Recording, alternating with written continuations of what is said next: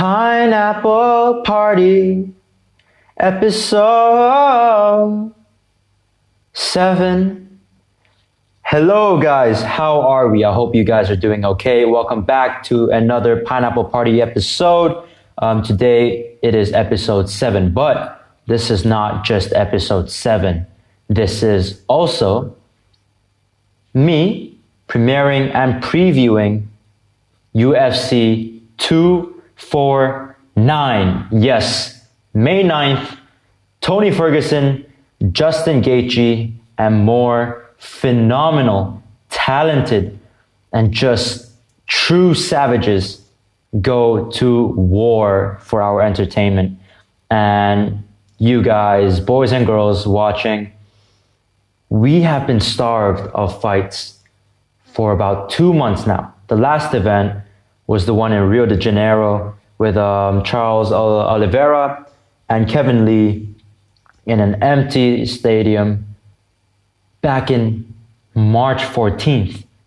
So 2 months of nothing. 2 months of just no fights, no motion, no excitement, nothing explosive.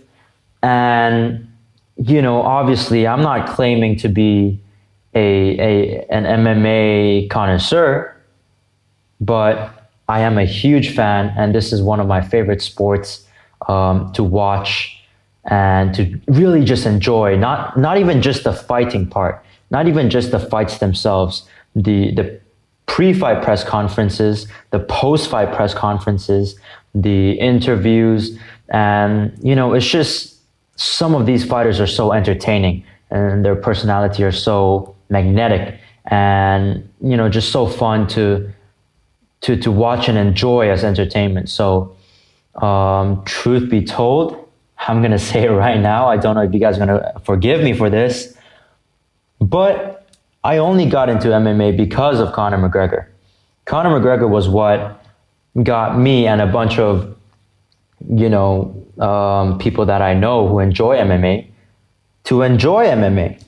You know, we were watching, you know, the brash guy, you know, who is this guy, you know, like, and all that. Excuse the impersonation, but it was his brash and confident personality that got me into this wonderful sport. And to be honest, you know, he is one of my biggest inspirations, truly. Not just, you know, getting me to enjoy this beautiful sport, but his confidence, his work ethic, his perseverance, his mindset as a whole is a huge motivation and inspiration to me.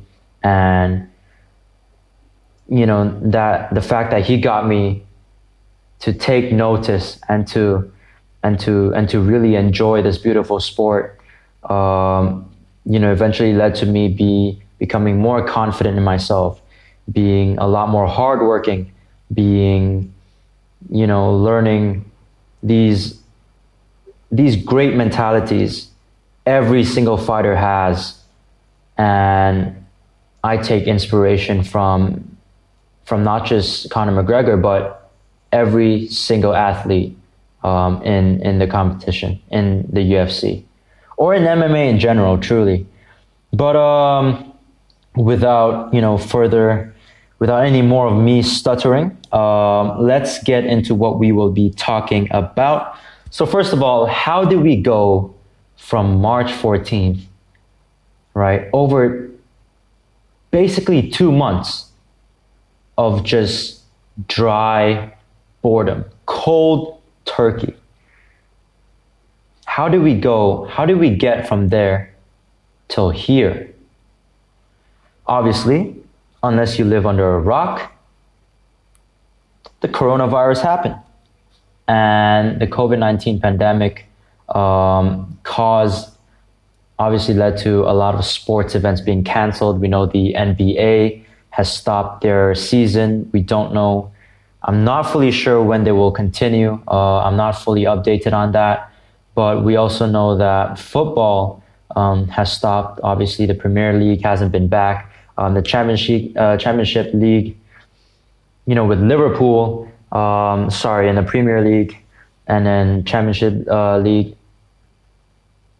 I'm stuttering a lot here. Oh my God. But obviously, we know basically what I'm trying to say is a lot of these sports have been canceled. A lot of sports events have stopped. And UFC, the Ultimate Fighting Championship, is one of the few events that truly, I feel, persevered and focused on getting back ASAP. Because with Bellator, I believe, with Bellator, they plan to stop until late May or early June. But the UFC planned for April 18th, right? Obviously, we know that there was a Leon Edwards versus Tyron Woodley card that got canceled, and then Ngannou versus Rosenstrike. And there's another card I forgot, but 3 cards got canceled. But they were planning to cancel those 3 in between March 14th and April 18th and get the build-up for April 18th to take place in Brooklyn, New York, in the US. And that was supposed to be Ferguson versus Nurmagomedov, right? But if you know anything about MMA, okay, me saying the Khabib and Tony fight is cursed is like me saying the sun comes up during daytime, right? It's like saying it's going to be hot in the summer, okay?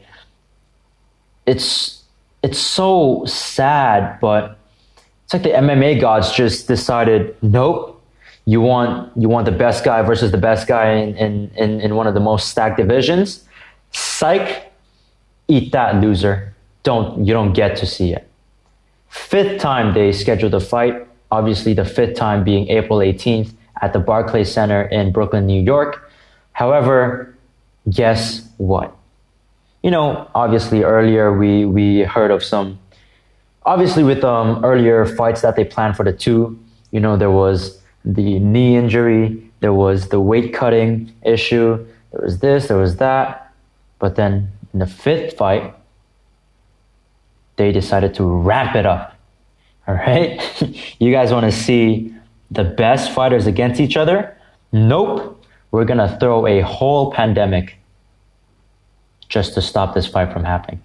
Obviously, I'm joking. All right? Relax. Don't get mad. All right? Stay on your seat, okay? Right, don't get triggered.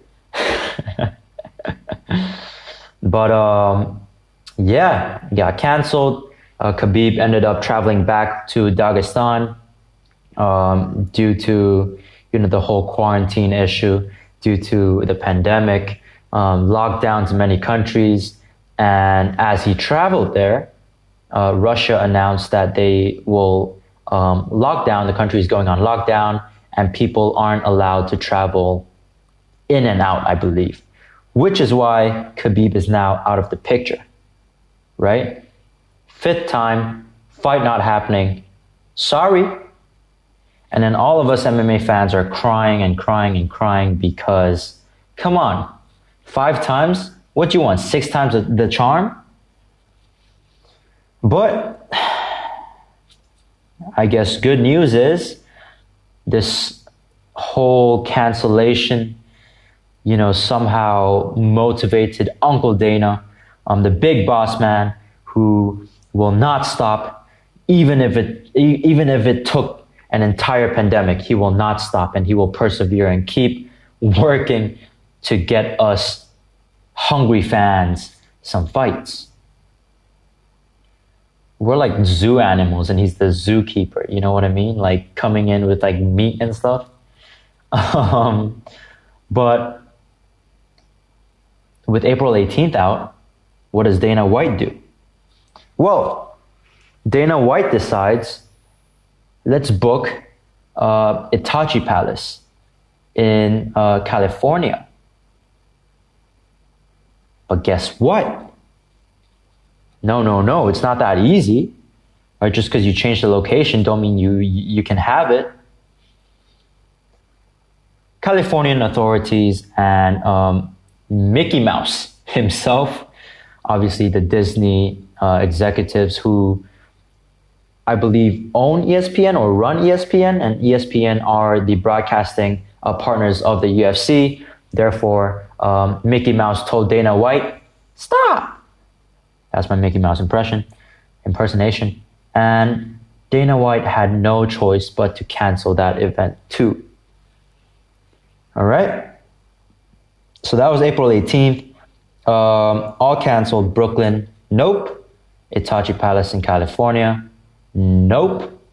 His third time's the charm. We don't know yet. The fight is tomorrow, May 9th. Obviously over here in Qatar where I am at, it will be the next morning for us. I believe the main card starts about 8 in the morning. So online school, I ain't coming, buddy. I don't know if you guys can tell, I'm obviously trying to be very articulate and try to keep up with the, entertainment. But I am truly excited, you guys. I am so hyped. I'm like jittering in my seat as I record this episode for you guys right now. But if I have to, I don't care. I'm skipping class, online class, for the fight. Come on. This is a once-in-a-lifetime opportunity. All right, online class is 5 days per week, okay? This is a once-in-a-lifetime opportunity. Let me tell you why this is a once-in-a-lifetime opportunity. Listen. When are we going to get another situation like this where the whole world decides, okay, we're all screwed, boom, shut down, all right? Everyone, shut down, like Skepta likes to say. When are we going to get that again? And again, this is not a good situation. And I do have a buddy of mine tested positive the other day. So shout out Jake. I just hope that you recover. I hope that you and the family are okay. God bless you, man. I truly hope you take care of yourself. And it is a reminder to let me take this opportunity actually to remind everyone, stay home, okay? Unless your government, wherever you live, allows you to go out. Otherwise, stay home. Please behave, okay? Make sure you stay clean. Make sure, you take precautions when you are going out. Wear a face mask. That reduces the risk of if you do have it, and if you don't know, obviously the coronavirus travels in, our mucus, in our, in our fluids. So when you do sneeze, and if you do have a face mask, this will cover up and prevent other people from getting infected. So please stay safe. I urge you guys, take care, and stay healthy. But let me go back to how this is a once-in-a-lifetime opportunity, okay? The world is only going to shut down a couple of times.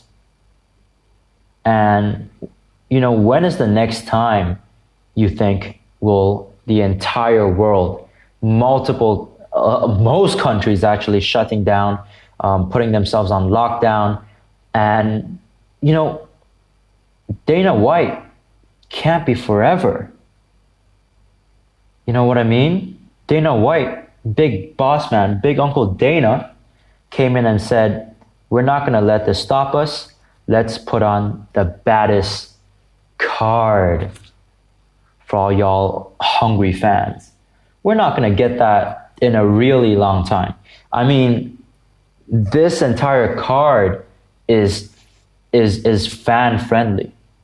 There's truly not a single fight where I can be like, oh, that one,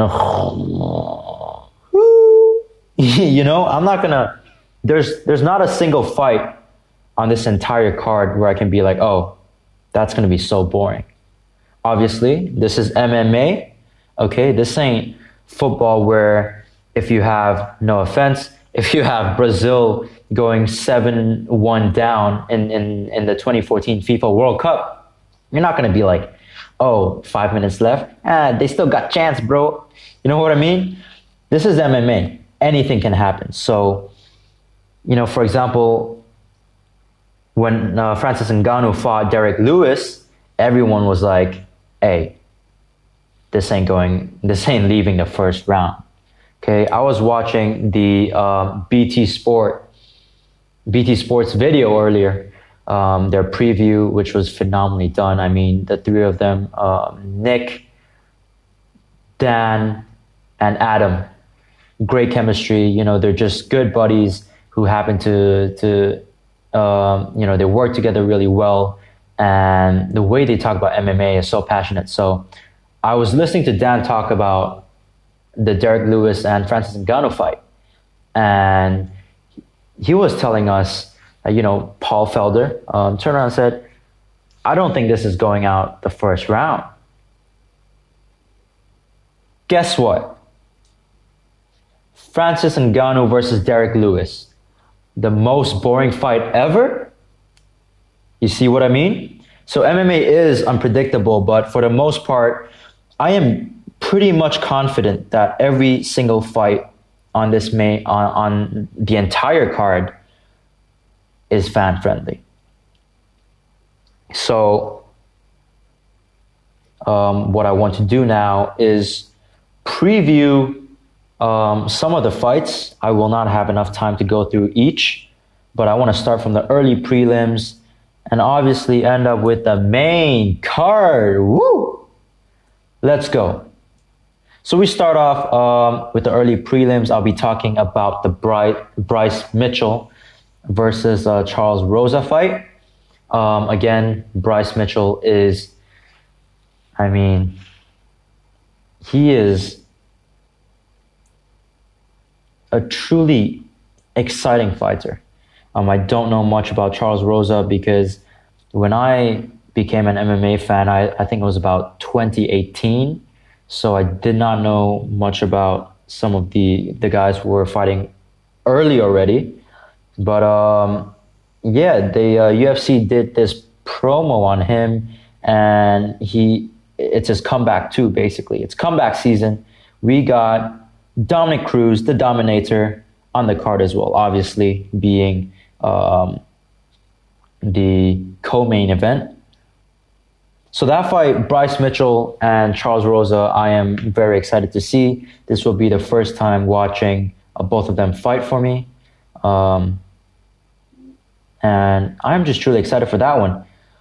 And obviously Bryce Mitchell, Arkansas, you know, give me some camel shorts. I love the guy. He is entertaining on the mic. And one thing that I think we can take from him is just like how much he shows gratitude and respect to his roots. And he still does. You know, Mofo's still living in Arkansas. I saw this video of him like planning out his chicken farm and everything. So yeah, shout out to him. Phenomenal fighter. Look at me, stumbling over my words here. Like a patient with arthritis. Anyways, next up in the early prelims, we have Vicente Luque versus Nico Price. Wow. I don't know, guys. This one is going to be a banger. This one is going to bang hard, dude. The Let Me Bang bro is going to feel jealous for this fight because these guys are both savages. You know, Nico Price, one of the few guys that scored a upkick KO. I believe it was against James Vick. Poor guy can't catch a break. And Vicente Luque, who last fought Wonder Boy, I believe. These guys are phenomenal strikers, and it's just going to be a beautiful fight. Well, beautiful to watch, bloody for them, that's for sure. Next up, we move to the prelims. Again, like I said, I'll be skipping some of the fights because I am, truth be told, I guess I'm a casual. All right, y'all happy? Is that what you want? You want me to call myself a casual? But I'm just someone who appreciates the sport. And again, I am still quite a new fan, but I truly love watching MMA. And, you know, I'm sure most of you guys who do click on this video seeing UFC 249 on the title are too. You know, we are genuine fans. I am a new fan, but regardless, it is genuine love. And, I see, here's the problem, all right? The problem is, with the fans, is every time, okay, listen to me. Correct me if I'm wrong, okay? You won't correct me, because hear me out. I'll tell you why. Every time you go into MMA-related content and you just scroll down to the comments, you know, you just want to check the Tony the Type of Guy memes, right? And have a nice little laugh. But guess what? There are Khabib fanboys and Conor fanboys always fighting. It's so sad, okay? Because I'm the type of fan who's like, I like everyone. I like the fighters who talk trash. I like the fighters who are full-on respectful. You know, I like all fighters because for me, it's about appreciating the craft. And I'm sure most people are like this. You know, most people, we just want to see good fights. And most of the guys and girls are very entertaining, both inside and outside the octagon. So I don't see the point to hate on another fighter. But we see Khabib and Conor fanboys, okay? They act like they have to go to war for their idols, you feel me? And I'm a fan of both. I love Khabib and Conor McGregor. What do? I don't do anything. I don't have to go into the comments and defend, my favorite fighter. They are professional fighters. You hearing me? All right, they are trained to deal physical pain and damage and take that same punishment. What do they care about some guy called Conor McTapper 118, has to say about Conor McGregor, right? Who cares? They don't, I bet, here's the thing. I don't think they even hate each other that much compared to how the fanboys deal with each other. It is ridiculous.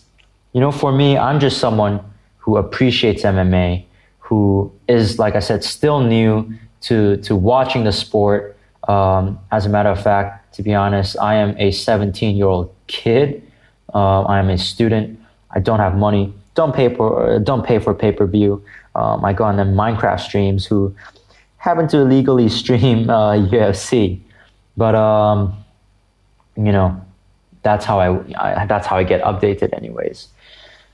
But yeah, I really don't understand people who just hate a fighter for no reason. It does not matter. To hate someone, you're putting emotional attachment onto them. Why waste your time? All right? Use your time to work on yourself. Don't go hating on some guy because he called your favorite fighter, stupid or whatever, or McTapper or tiramisu, Does not matter. All right? Just enjoy, relax, don't get heated. Okay? It's not good for your blood pressure. All right? Chill out and enjoy the fight. Speaking of enjoying fights, next up we have Carla Esparza versus Michelle Waterson. Michelle is my girl, man. I am so excited to see her fight. And my take on Michelle is she is a truly fan-friendly fighter. She has this karate style. Her striking is very, very just crisp, and it's fun to watch. Obviously, she's not. I don't think she will be champion. Obviously, she fought Joanna Jędrzejczyk her last fight. And sorry, I had a little burp there. But she was terribly outclassed. So I believe she's going to be a top contender for a while. but I don't think she will ever get the strap. However, regardless of that, you know, she reminds me a lot of Donald Cowboy Cerrone. She is a fan-friendly fighter who everyone likes and enjoys watching. She is fun. She has a fun personality. She can strike. She's a savage, but she's not championship caliber, you know? So that's my take on it. But Carla Esparza was a former champion, and this fight will be exciting to watch as well. Speaking of Donald Cerrone, next up we have Anthony Pettis versus Donald Cerrone. Come on. Come on. What's to hate about Cowboy Cerrone? You know, I know Stephen A. Smith had something to say, but Stephen, too much space between his lip and nose, Smith. Don't know nothing about MMA, so we don't worry about him. But Donald Cerrone, one of my favorite fighters. I'm sure it's one of your favorite fighters too. I mean, I can relate to the guy as well with some of the things that he does. He enjoys scuba diving, and it's something that I happen to do as well. Obviously, again, just like MMA, I am still a newbie. I am still a newbie at scuba diving. I have completed my open water, the first one. I have this first certification, but my guy Cowboy has done cave dives. And if you guys want an entertaining story, if you guys are sick of listening to me, which I hope you're not, okay, go watch his Joe Rogan interview where he spoke about his diving accident, how he nearly died, how he was stuck in a cave. He was stuck in a dark room, sticking his hand out. And, he was blind, he couldn't see, and how he escaped. And I mean, Donald Cerrone, awesome fighter, awesome, all-around great guy, and great storyteller as well. So happy to see him fight, especially against someone like Anthony Pettis, who brings it as well. Showtime. That's all he is. You know what I mean? Like, he is not here to, necessarily grind out for decisions. Him and Donald Cerrone, I think they will. It depends how Donald Cerrone takes it, because he has had issues with dealing with pressure, as in one of the best examples, bringing Stephen A. Smith back, was obviously the Conor McGregor fight where, according to Stephen A. Smith, Cowboy quit. And, this is one of the evidences where Cowboy couldn't deal with, like, bright lights, essentially.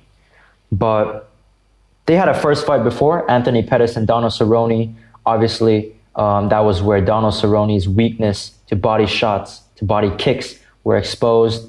I don't know how he's going to deal with it, because Donald Cerrone is notoriously slow at starting up. But regardless, this is another fan-friendly fight. Like I said, not a single boring fight in this entire event. Next up, we move to main card. We got the main card next, and I will be talking about Jeremy Stephens versus Calvin Kattar. Obviously, again, this one's gonna be an explosive fight. This one is gonna be fireworks.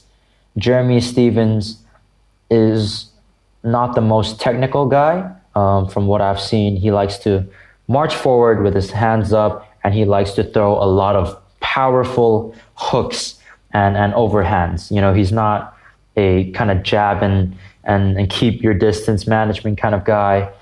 He is I got big power in my hands. The only 145er to the real 145 pounder. I forgot the quote. I butchered. All right, I butchered it. Okay, sorry. But all right, when I knock people out, they don't move. There you go. There you go. But he is someone who would march forward, throwing a lot of hooks. And this is why someone like Yair Rodriguez exposed that and managed to win Obviously, in their rematch, the first one was a no contest when Yair Rodriguez and Jeremy Stephens fought. You know, because Rodriguez is someone who has very unique striking. He's a very unorthodox fighter, but I know he likes to move in and out. So when you have an in and out style versus someone who marches forward, you can easily, if you can turn sharp corners, maybe throw a straight, something that Conor McGregor does, pivot out as the opponents rush in, throw a straight, and then turn out the other way, right? So stuff like this can expose someone who has a fighting style of Jeremy Stephens, someone who likes to march forward, throw a lot of powerful strikes, which sometimes are telegraphed because you want to wind up as much as you can, bang! People are going to see that from a mile away. Next up we have, wow, I must be a genius at this, because speaking of power, we have the king of power, Francis Ngannou versus, I'm not even going to try and say his name. I know the last name, right? Relax there. Rozenstruik. Ngannou, Rozenstruik. Now, again, back to the BT Sport video. You know, Dan Hardy talked about how Paul Felder and all those guys, they jinxed it by saying, oh, this ain't going out the first round. Mark my words. Guess what? Francis Ngannou versus Derek Lewis.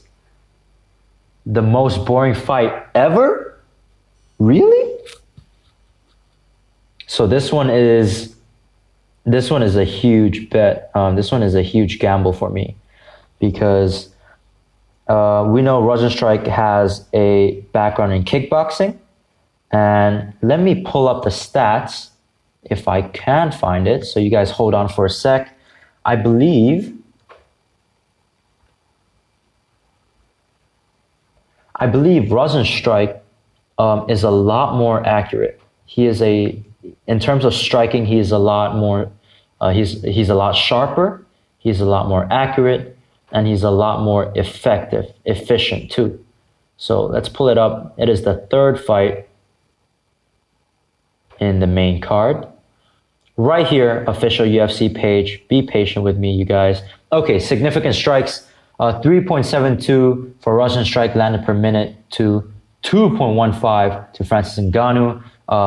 Percentage-wise, 46% significant strikes compared to 37. So Rozenstruik has a 46% significant strike rate, and Francis Ngannou has 37%. So in terms of accuracy, Rozenstruik takes the cake. However, power, I guess unless you get them to sit down and either slap each other with a slapping match, or have a arm wrestle, we don't know who's more powerful. But I think Francis Ngannou is going to take this one. Again, this one is truly unpredictable. I don't know how people are gonna bet, but I wouldn't bet on this one. I mean, I can't bet anyways because that's illegal for me. But regardless, this one is gonna be insane. I mean, true knockout artists. Oh wow, they are the same height. I did not know that. Moving on, we have Henry Cejudo versus Dominick Cruz. Triple cringe, triple C versus the Dominator. Again, I have their stats right now. A 15-2 record for Henry Cejudo, 18-1 for Dominick Cruz. Dominick Cruz, obviously with the height advantage, 5'8" compared to Henry Cejudo, 5'4". Huge, quite a big reach advantage for Dominick Cruz as well, a 4-inch advantage in reach, and they have the same leg reach. Okay, so with this fight, I think the problem with how we see Henry Cejudo is, he puts on this cringy persona. If you guys watched the weigh-ins earlier and the face-offs, he brought these like little plushies, You know what I mean? Like these little made in China plushies with the fighters that he already fought, and their faces on these little cushions. And he took them out of this little sack, and you know, like it was Delibird from Pokemon. And he showed everyone. He showed the entire media crew there these little like plushy cushions, and then he just boosted like throughout to the media crew, and it was so funny.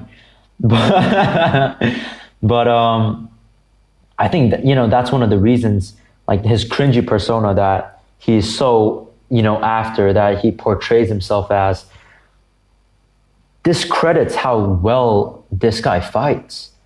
Like, look at the Marlon Moraes fight, where in the first round, he looked completely outclassed. Obviously, we already know he starched Dillashaw within the first round, but because this fight is happening in bantamweight, I would look at Henry Cejudo versus Marlon Moraes as a reference. And Marlon, who has really powerful kicks, was destroying him the entire first round. But then in the second round, obviously Marlon gassed out. But you look at the adjustment, right? Now he's using a lot more footwork. He wants to leave kicking range and get into punching range and try and clinch. And eventually, I believe it was the second round, he hit multiple knees off the clinch, and that stunned Marlon. So Henry Cejudo is someone who can really adapt. He knew if he stood in kicking range, which means that they were further apart, Marlon has the leg reach, and Marlon has super powerful leg kicks. Bam, bam, bam, chopping at the back of the calf. And that's going to really hurt you and immobilize you and disable you. So he knew that was a problem. He can't keep that distance because he has the reach disadvantage. He needs to enter boxing distance. He needs to enter maybe even clinching distance where they're way closer. And that's when he threw those knees off the clinch. So we know that Henry Cejudo can adapt, right? With Dominick Cruz, his footwork is ridiculous. It is so fun and beautiful to watch. It was like Muhammad Ali hanging off, you know, the corner of the ropes, just dodging when the opponent is clearly right in front of him, trying to throw every powerful shot at him. You know, he was off the ropes, leaning against the ropes, shoo, shoo, shoo, shoo, and everything's just missing or glancing slightly off, you know, glancing off the shoulder, glancing off the cheek maybe. That's how Dominick Cruz fights. The way he fights, it's almost like how Tony Ferguson fights. You know, he has this kind of like dance rhythm to it. He's always bouncing around. He has his hands down, you know, he has his hands down. He's always bouncing around, and because he has his hands down, the opponent cannot see where he's punching from, right? So it's like Michael Venom Page. The way he fights, a lot of people are like, he sucks. You know, he's fighting a bunch of tomato cans. That's why he can dance and all that. But by doing a lot of fainting a lot, he also has his hands down. He can strike from places where people cannot necessarily see, which is why Dominick Cruz, his style is so effective because he's always pivoting. And he would throw a shot. Because he throws a shot, he knows you're going to throw one back too, right? For fighters, it's always 1-for-1. You know, if you take one shot, you better throw one back or else you're going to be on the losing end. So every time he throws a shot, he's already ducking under. Head movement and his footwork, you know, his head movement gets him out of the shots that obviously are targeted to their face. But then this is MMA. Kicks are involved. You know, kicks cover a lot more range than our arms do. So what does he do? He pivots out. He circles quickly out, and he can throw these overlooping shots while doing so. So I don't know. I really don't know. This is an exciting fight. I'm just glad to be here. I'm just glad to be able to watch this fight, hopefully, you know, provided that I do get to skip class. But it's insane, man. I'm so excited. Speaking of excitement, though, let's get right into the main event. All right? Hold on. Let me take a sip, brother.